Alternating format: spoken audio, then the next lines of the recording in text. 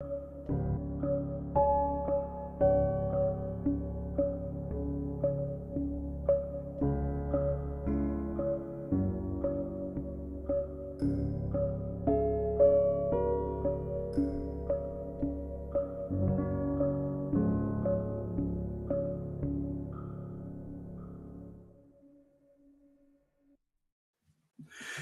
everybody. Hello. It's a great day here, Tuesday, unless you're watching this on another day. And we're having a great time here just talking about the Lord and doing all the Lord's business. We're going to talk today about why are you frustrated?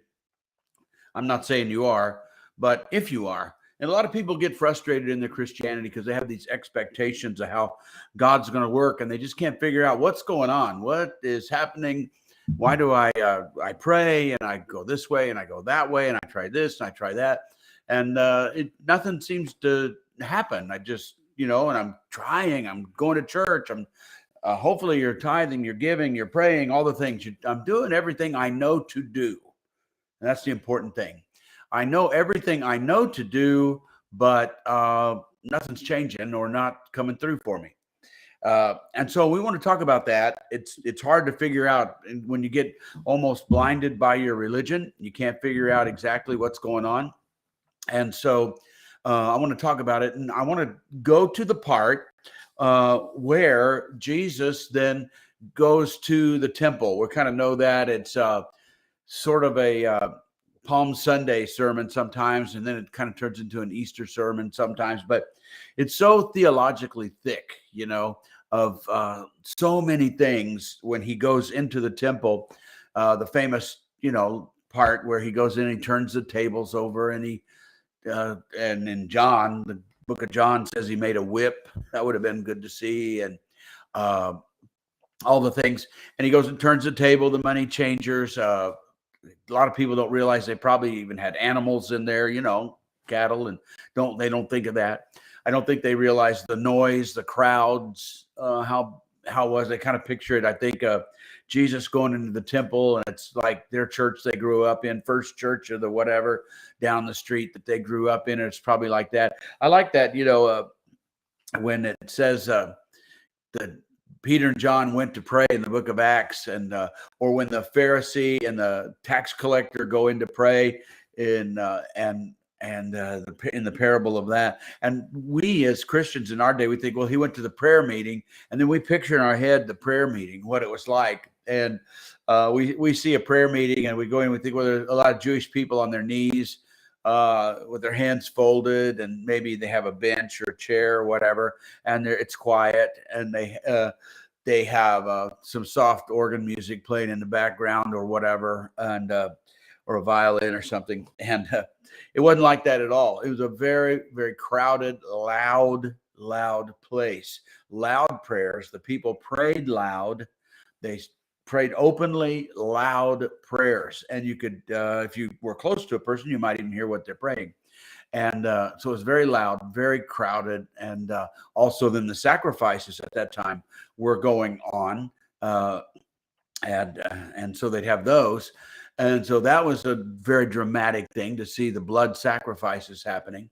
So it's very, very different than we might think going to our traditional prayer meeting today, where basically in most of them, nothing's happening. So anyway, so Jesus goes in the temple, and he sees kind of all that stuff. Okay. He sees the money changers. He sees, which wasn't necessarily bad.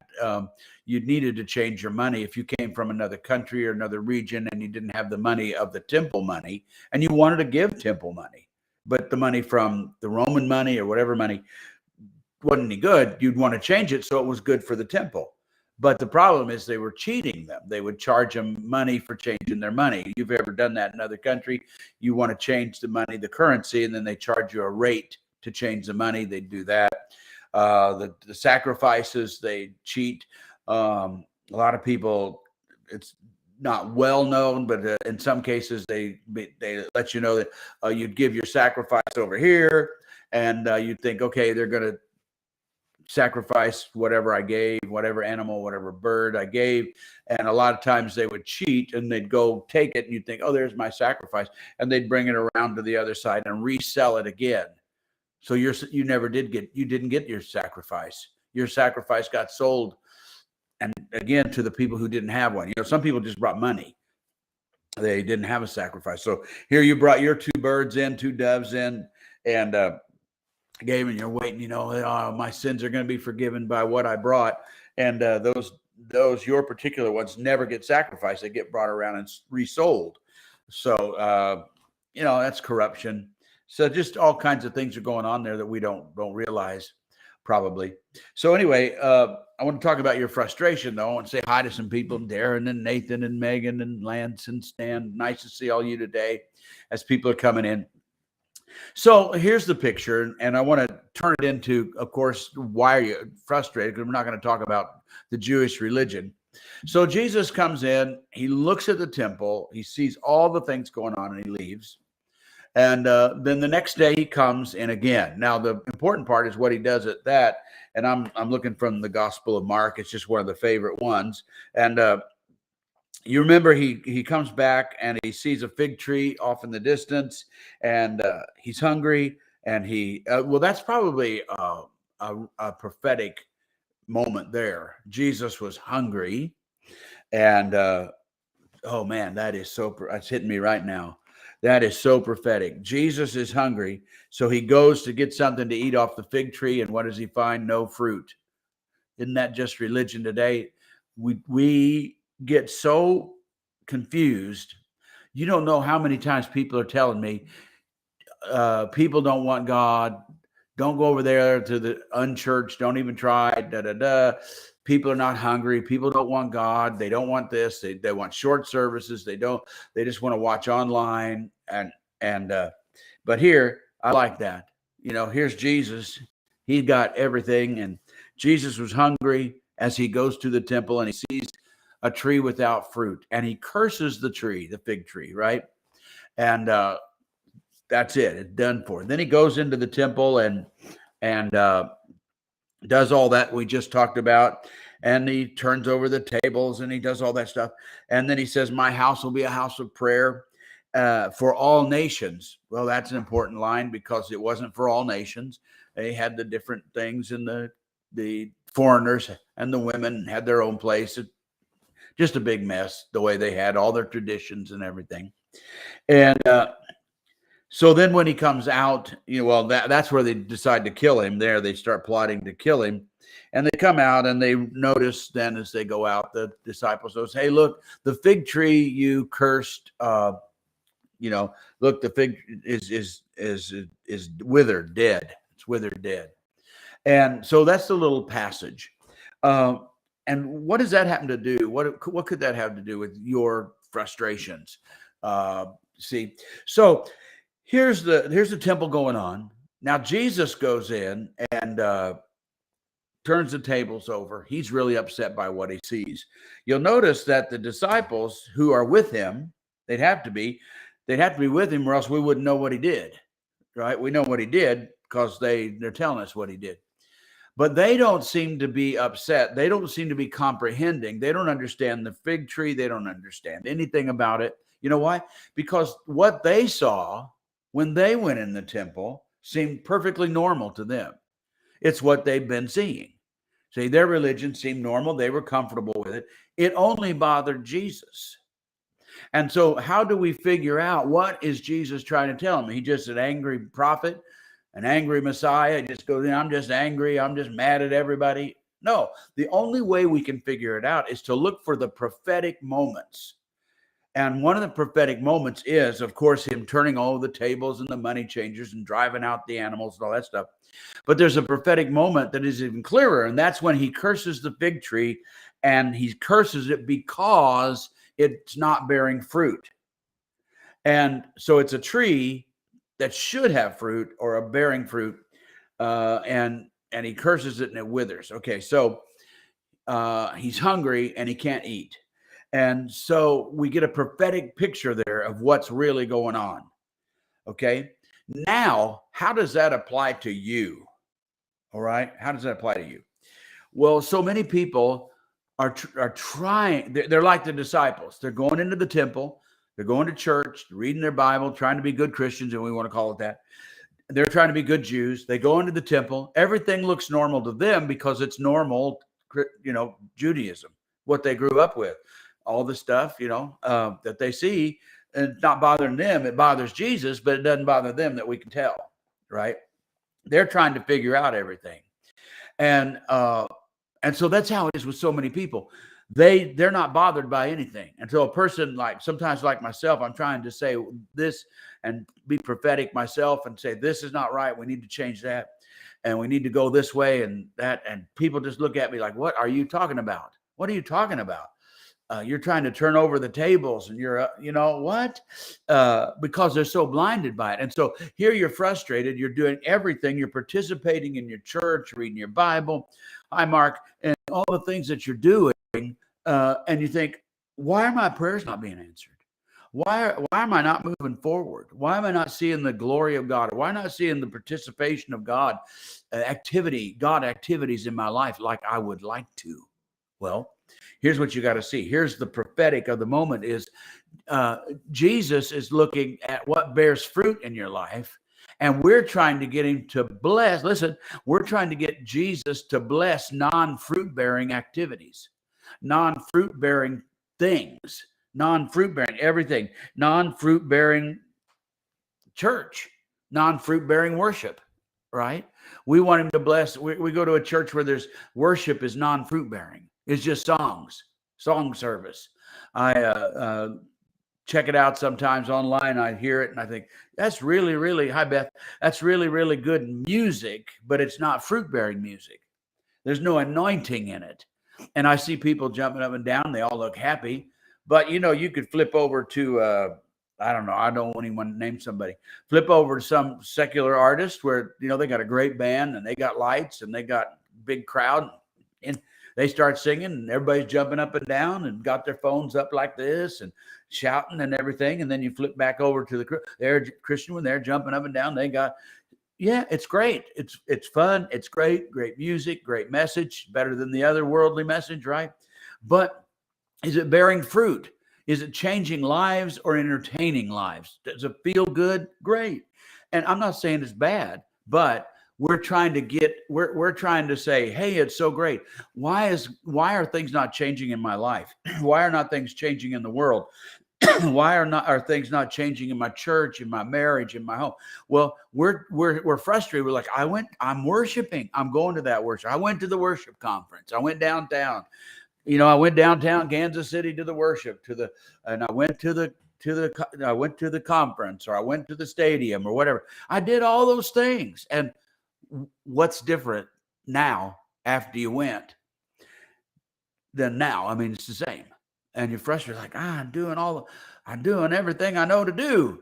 But we realize, okay, the religious things that were happening in Jesus' day, they were doing everything they knew to do. The disciples were participating. They're good temple people, right? These are good temple going people. We call them church going people, temple going people. But it wasn't bearing God's kind of fruit. It was just religion. It's just religion. And it wasn't bearing the kind of thing. And so we're frustrated because we want God to bless. We want God to bless what is non-fruit bearing in our lives, right? And so we have so many activities and so many things going on in our lives that we feel, well, that's innocent. That doesn't do anything in our time. And I try, oh, it's so difficult because people think, oh, you're old and old fashioned and you don't get it. And I watch people, they're going so many directions in their life. They got to work in all the activities and the sports and the fun and the entertainment and the church band and the, youth group, and got to get my kids to youth, got to get them to soccer, got to get them. And I go, wow, my kids are not getting this. My kids are not grabbing it, Hi, Mark. And my kids are not getting it. And you go like, you're not getting it. You see, you're wanting God to bless what's not bearing fruit, and you're not willing to change it. So when Jesus cursed the fig tree, that's all he's saying to us. He's giving a picture saying, this is a non-fruit bearing. This is a fig tree that's not feeding people. And you have so many things in your life that's not feeding you, the things of the Spirit, and you're frustrated because you want God to bless all the things you're doing, and it's not feeding you. So you've got to find out, well, what do I do? How do I get rid of this frustration? You start narrowing your life down to get rid of the things that are not bearing fruit, and just be willing to do it. It doesn't mean that they're sinful. It means you got too many of them, right? Too many things that are outweighing the spiritual, you see. And so when he cursed the fig tree, then it was done and it withered. And sometimes you got to let some things just wither in your life and stop fighting God, wanting him to bless all the things you're running around until you come to God, and the things of God are just another thing on your list. You know, it's just another, it's on your schedule. I talking to some people this last week about it, and we're talking about church and how many times we go to church and how long church lasts, you know, and all the discussions going on, not just by us, but other churches too. And they're trying to figure it all out, you know, and then you tell me, well, you know, people are tired. You know, they got all their activities, and they got this and they got that, and they go to work, and they got to get their kids, and they got to get them here, and they got to get them there, and they got to get them here, and they got to get them there. Then they got to get them to church, then they got to get them up, they got to get to their home, and they're telling me, and they got to shop, they got to do groceries. They're telling me all the stuff, you know. And then they said, now, so okay, so what's left? I say, well, you just got to cut back, Pastor. You just got to cut back. You got to cut back on church things. You got to cut back on expectations of people. Okay, all right. But hi, Geneva. But how is that going to bless more people? How's that going to get them safe? How's that going to get them strong? And so if Jesus was sitting here with us, we say, Jesus, what do we do?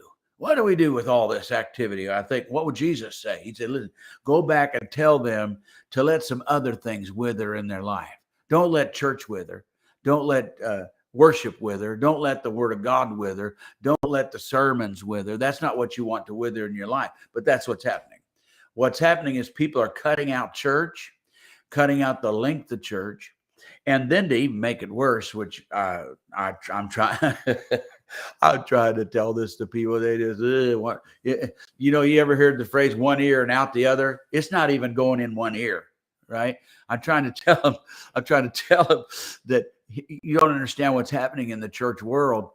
We hear all these groups and community groups and home groups. And then some churches, you know, they go play softball on Sunday morning and say, this is our community. And we, you know, they get in a circle and they pray, and then they play softball and then they eat afterwards. And say, this is our community meal. Okay, I get it. I understand it.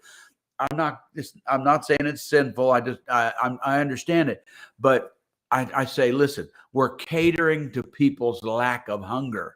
Jesus was hungry and went to the fig tree, you see, and it wasn't producing. So he said, get rid of it. And so I'm not saying it's bad. I'm just saying, do you understand that the churches now are being forced almost? If we're going to get these people, we have to minister to their non-hunger. So we're going to have home and fellowship and fun and soccer and, you know, all the things we're going to do to keep them interested in church, people who are not interested in God. And I'm okay. I get it. I'm okay with that. Our church needs to do more of it, and we need to do it better. Maybe we need to do it better, because we love all those people and we want to keep them and we want to minister, but we need to understand what we're doing. We're working with people who have lost a hunger, and we want to try to get it back. We want to try to draw them back in, get them through this season of where church people are, instead of whitewashing it like religion does and saying, no, everybody's fine. They all love God. They all love God. We just need they just need more friends. They just need more fellowship. You know what I'm saying? And that's not the root of it. See, the root of it is they're losing interest in God and want to feed themselves more with friendship and food and homes. Okay, I get it. People are, you know, they need friends, they need community. Okay. But they're losing the other side of it. They're also they're losing their interest in God. And so they're feeding the hurt and the loneliness, not by the Spirit of God. Okay, knock me in the head if you want to. Just knock me in the head and say, Pastor, we just don't want to hear that. You're out in left field. You're like Jesus in the temple. You're in there turning the tables over, knocking things over. We just don't want to hear it. But that's what I see is what I see is I'm not opposed to it. I said, let's help them. Let's do it. Let's do it. Anything we got to do, right? We do whatever we got to do to reach people. I'm all for that. But let's, as spiritual, if we're going to be spiritual, let's realize why and what we're doing it is. We're doing it because we realize that we're dealing with people that are losing interest in God, and we don't want to lose them. Okay, so let's do what we got to do, right? Let's do what we got to do. But let's not pretend that these are real spiritual people that are just trying to have community with real spiritual people. All right. No, they're losing it. And yeah. Are they lonely? Yeah. People are lonely. People need friends. People need community. That's right. But they have all those symptoms in a big way because they've lost contact and they're not getting it from the Spirit of God. Now, if we're getting it from the Spirit of God, let's have all the fellowship. Let's have all that stuff. But that's just my take on it. And we need to increase. We need to increase the Spirit of God in people. And so Jesus, he took the fig tree and he cursed it and it withered. And so if you want to get rid of the frustration in your life, don't increase more frustrating things. Let the things wither that need to wither, and then increase the things that need to increase. And so that's when Jesus said, they said, about that fig tree. And he said, have faith in God. You can say to this mountain, be lifted up, picked up, and thrown into the sea. That one, and it'll obey you. And the mountain he was looking at was the Temple Mountain, because that's what he just went in and turned everything. And he's just showing us his opinion. He's just showing his opinion. And so the whole thing's a prophetic picture of God's opinion of the temple, and that nobody saw it but Jesus at the time, because they just so locked into, like, this is how we do stuff. This is how it is. And they didn't see anything wrong with the Pharisees, the priests, temple. Nobody saw anything wrong. And so but Jesus did. He said, we can't have non-fruit bearing religion. And yet they were doing everything that seemed right, but it wasn't producing God's kind of fruit. And so he used the fig tree to give him a good picture.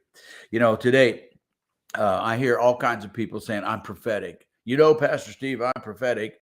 And I have people I don't even know come up to me after church and say, could I give you a word? I'm prophetic. Or I'd like to give a word to the church. I'm prophetic. And I have people all over. You look on the internet and you'll see it everywhere. All these prophetic, I'm prophetic, I'm prophetic. And notice the prophetic people, if you want to get a good recognition of them, is where are they coming off of? You'll notice there are two extremes. It's way out over here. God's just ready to bless. We're on the verge of something big, folks. We're on the verge of a breakthrough. It's just heaven's going to open. It's all going to fall down on our head. Get ready. It's all right. Or the other extreme. Oh, it's about to bust and get bad. Bad, bad, bad. Stock up. Get your, it's all bad. But there's no middle. And you know what the middle is? The middle is the true prophets who come and say, okay, we're in the middle. Choose life. And then they give us the true prophetic is, let me tell you what you need to do. If you want to get a busted up heaven open and it all fall down on your head, let me tell you what you need to do. That's prophetic. Or let me tell you what you need to change so that it all doesn't go downhill from here. See, but they don't give you or us the thing. They're not saying, this is what God says to do. This is the word of God. This is the mind of God. And if we do it, we're going to get all that. It's like we're not into this. We're just in church, and they go up and they give somebody, it's just about to bust open for you. The blessing and so you don't do anything. Nothing changes. We just keep going to the temple and doing our thing and doing all our stuff like they're doing. See? So we need a real prophets in the land today. Maybe you are one that could get a hold of the mind of God and be a prophetic person and say, yeah, it could all be bust open and be blessing, blessing, blessing, but it all could go downhill from here. There's a middle, and the middle is where we are. You say, here's what the word of the Lord says. Do this. Here's the word. Here's the mind of God. And so what Jesus did prophetic, it says, here's the mind of God. My temple should be a house of prayer for all nations, but you've made it a den of thieves. There you go. There you go. What you do after that is going to determine what's going to happen to the people of God. Good stuff. You can get rid of frustration, get rid of the things and let them wither. Let them wither, let them go, and get more involved in the things of the Spirit of God, and you'll be less frustrated. Stop trying to get God to bless things that are not producing his kind of fruit, and there'll be a fire. A fire will ignite inside you because God does bless the things that he produces. Good stuff. Woo! Good stuff. Thanks for listening today. That's just so good. I don't even know how to say goodbye. But anyway, just take what you can and let it change your life like I'm just feeling it changing me right now. Until next time. Bye-bye.